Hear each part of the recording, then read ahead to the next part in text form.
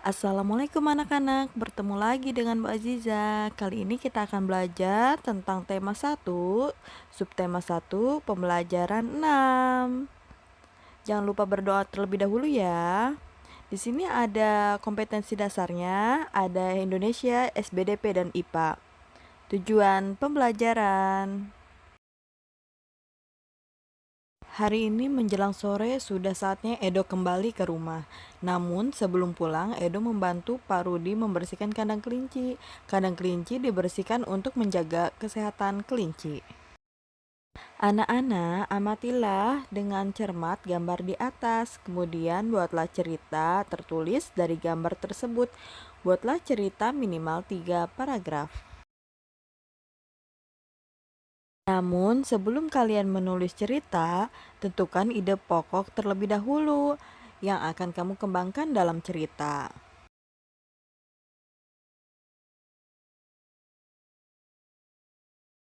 Kali ini kita akan membuat cerita sesuai gambar. Kita akan buat ya. Untuk paragraf pertama, ide pokoknya tentang kandang kelinci Pak Rudi. Nah, kalian bisa tambahkan dengan kalimat-kalimat lain ya. Misalkan, kandang kelinci Pak Rudi memiliki banyak sekali kelinci. Lalu Pak Rudi membuatkannya kandang. Nah, kandang tersebut tata letaknya sesuai dengan ukurannya masing-masing. Nah, itulah sebagian cerita dari ide pokok paragraf pertama. Lalu di paragraf kedua ada tentang Pak Rudi dan Edo menyayangi kelinci. Seperti ini, Pak Rudi dan Edo menyayangi kelinci. Kelinci-kelinci tersebut sangatlah lincah dan bagus sekali. Kelinci-kelinci tersebut diberi makan oleh Pak Rudi dan Edo. Kelinci tersebut sangat suka sekali dengan wortel. Itulah cerita dari contoh paragraf kedua ya. Dan di paragraf 3 yaitu ada cara Pak Rudi dan Edo membersihkan kandang kelinci. Contohnya seperti ini ya. Cara Pak Rudi dan Edo membersihkan kandang kelinci. Rudi sangat sekali rajin membersihkan kandang kelinci. Oleh karena itu, kelinci Pak Rudi sangat sehat dan banyak jumlahnya. Nah, itulah contoh cerita dari paragraf ketiga ya. Berikutnya ada di paragraf 4 yaitu manfaat membersihkan kandang kelinci. Contohnya sebagai berikut, manfaat membersihkan kandang kelinci. Pak Rudi sangat sekali rajin membersihkan kandang kelinci. Oleh sebab itu, kelinci-kelinci Pak Rudi sangatlah bersih dan sehat. Selanjutnya di paragraf kelima, ada kelinci Pak Rudi banyak dan sehat.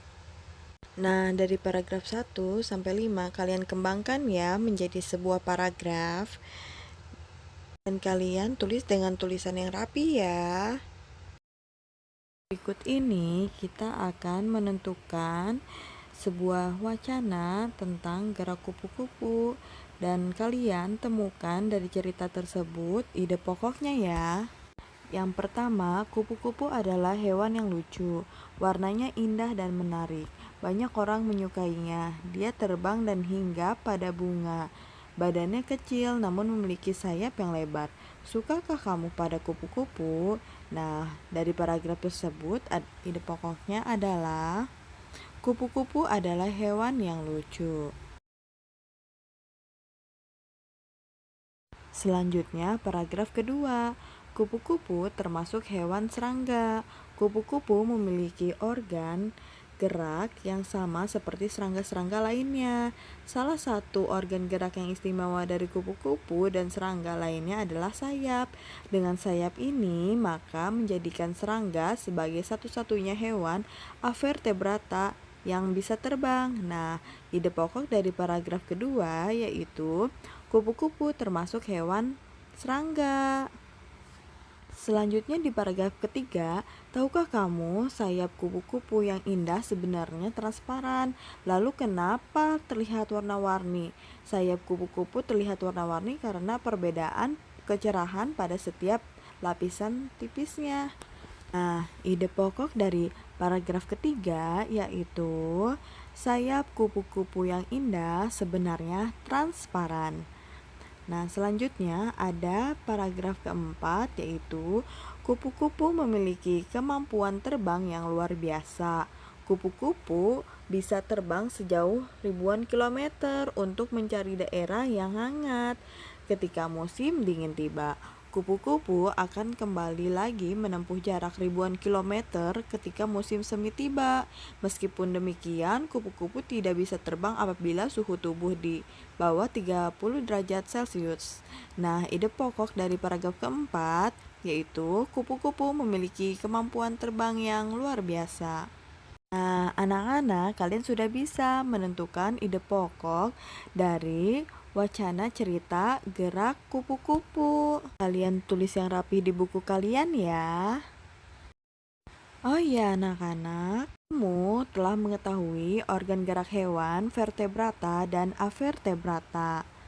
Pada pembelajaran sebelumnya, kamu telah mengetahui pada organ gerak hewan kelinci, siput, dan juga kupu-kupu. Pada hewan tersebut, kalian identifikasikan ya, dan kalian buat perbandingannya. Berikut ini adalah perbandingan antara hewan vertebrata dan avertebrata. Nah, kalian masih ingat apa itu hewan vertebrata dan apa itu avertebrata?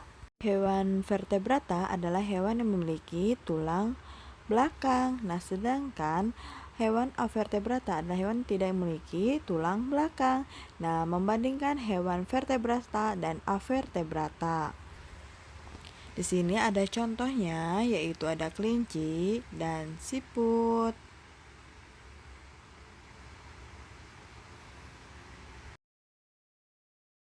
Kita akan lihat ya perbedaan dari hewan vertebrata dan avertebrata. Perbedaannya, hewan vertebrata memiliki tulang belakang, sedangkan avertebrata tidak memiliki tulang belakang.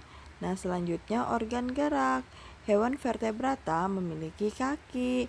Biasanya kaki itu dipakai untuk bergerak, seperti meloncat, jalan, ya.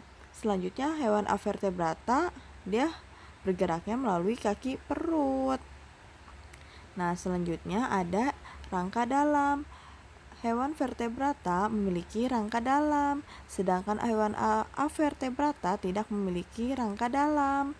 Nah, selanjutnya perbedaannya ada rangka luar. Hewan vertebrata tidak memiliki rangka luar, sedangkan avertebrata itu memiliki ya.